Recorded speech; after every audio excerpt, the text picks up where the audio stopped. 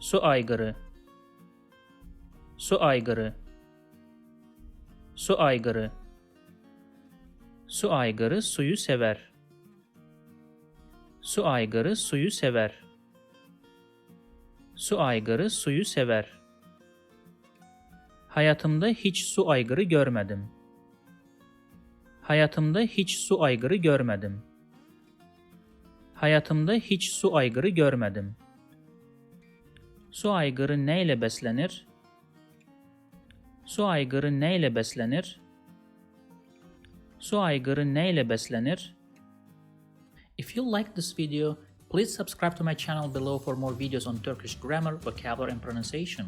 Also, if you think this video can benefit somebody else, please share it with them.